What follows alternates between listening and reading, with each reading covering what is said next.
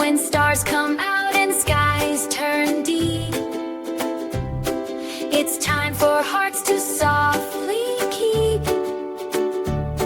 the love of God, both big and small, to share with others, one and all. Be kind to friends, both near and far. God sees your heart just where you are.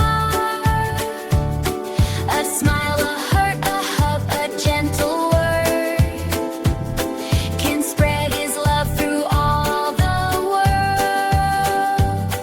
Your God loves hearts that shine, not stun. Show tenderness, that's all, not stun. The quiet ones who help, not stun. Show tenderness, that shine, not there. When someone stumbles, who help with care. The Fiery Furnace, a tale of unwavering faith. In the vast empire of Babylon, under the rule of the mighty King Nebuchadnezzar, there lived 3 young men of extraordinary character, Shadrach, Meshach, and Abednego. They were among the wisest and most capable in the land, chosen to serve in the king's court. Nebuchadnezzar, in his immense power, erected a colossal golden statue, commanding all his officials, governors, and wise men to gather in the plain of Dura. A decree was issued throughout the kingdom, at the sound of the musical instruments, the horn, flute, zither, lyre, harp, pipes, and all kinds of music. Everyone was to fall down and worship the golden image. The king's voice boomed, declaring a severe consequence for disobedience. Whoever does not fall down and worship shall immediately be cast into a blazing, fiery furnace. Fear gripped the hearts of the people, and at the appointed time, as the symphony of instruments filled the air, all fell prostrate before the golden idol. But Shadrach, Meshach, and Abednego stood firm. Their hearts were devoted to the one true God, and they knew in their souls that bowing to an idol was an act of betrayal against Him. Whispers began to spread among the Chaldeans, who, seeing their defiance, quickly reported it to the king. Furious and filled with rage, King Nebuchadnezzar summoned the 3 young men. His face was contorted with anger as he demanded, "Is it true, Shadrach, Meshach, and Abednego, that you do not serve my gods or worship the golden image I have set up?" He gave them a second chance, saying, "Now if you are ready to fall down and worship the image I made when you hear the sound of the music, good, but if you do not worship, you will be thrown immediately into a blazing fiery furnace. Then, what God will be able to rescue you from my hand?"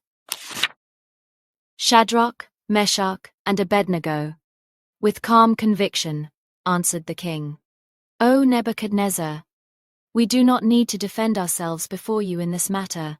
If we are thrown into the blazing furnace, the God we serve is able to deliver us from it, and He will deliver us from your hand, O king." Their voices resonated with unwavering faith, a quiet strength that defied the king's immense power. "But even if he does not," they continued, "we want you to know, O king, that we will not serve your gods, or worship the image of gold you have set up." The king's fury intensified. His face grew even darker with rage, and he commanded that the furnace be heated 7 times hotter than it was usually made. The heat became so intense, it shimmered in the air, visible even from a distance. Then, in his anger, he ordered the strongest soldiers in his army to bind Shadrach, Meshach, and Abednego, and throw them into the blazing fiery furnace. The soldiers, renowned for their might, quickly carried out the command. With their hands and feet bound, the 3 young men were cast into the inferno.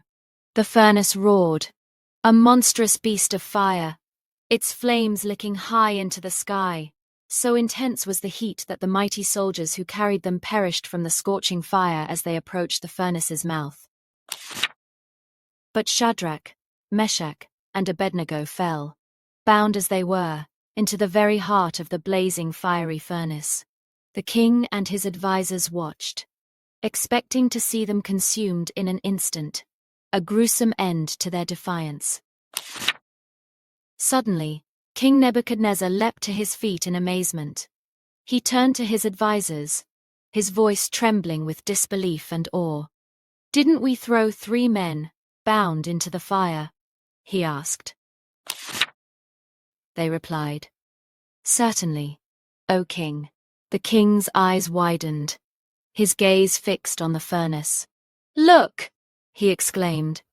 "I see 4 men loose, walking in the midst of the fire, and they are not hurt, and the appearance of the 4th is like a son of the gods." Astonished and deeply troubled, Nebuchadnezzar approached the mouth of the blazing furnace.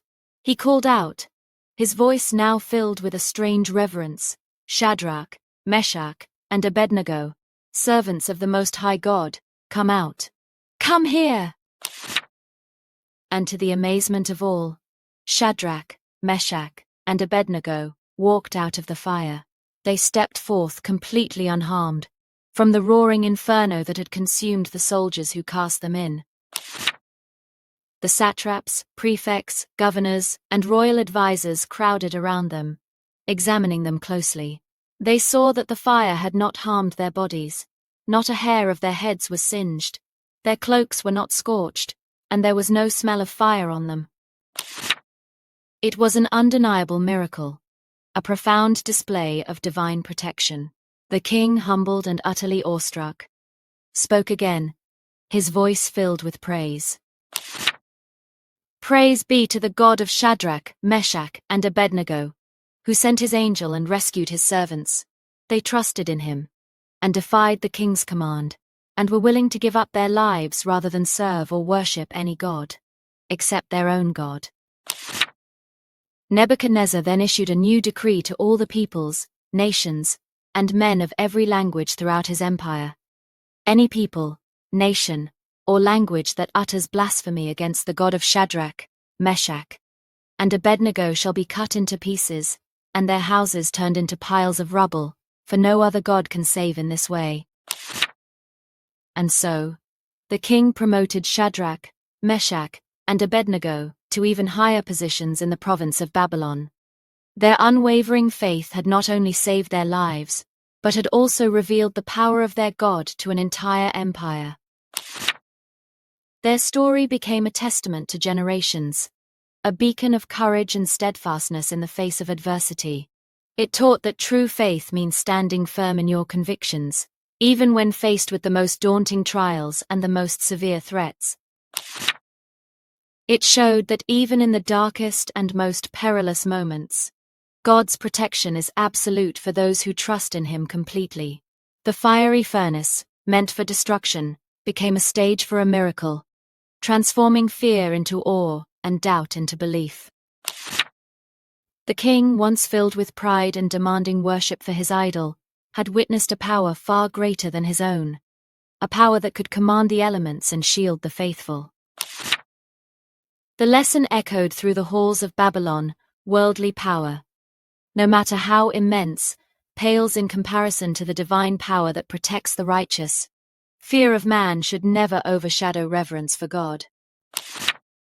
Shadrach, Meshach, and Abednego did not waver.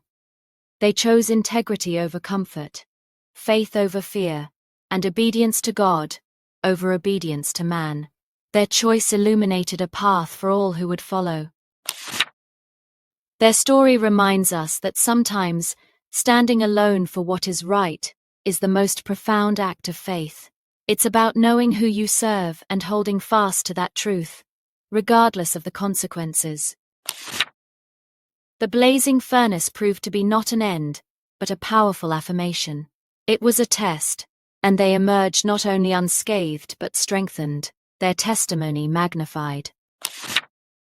It taught that courage isn't the absence of fear,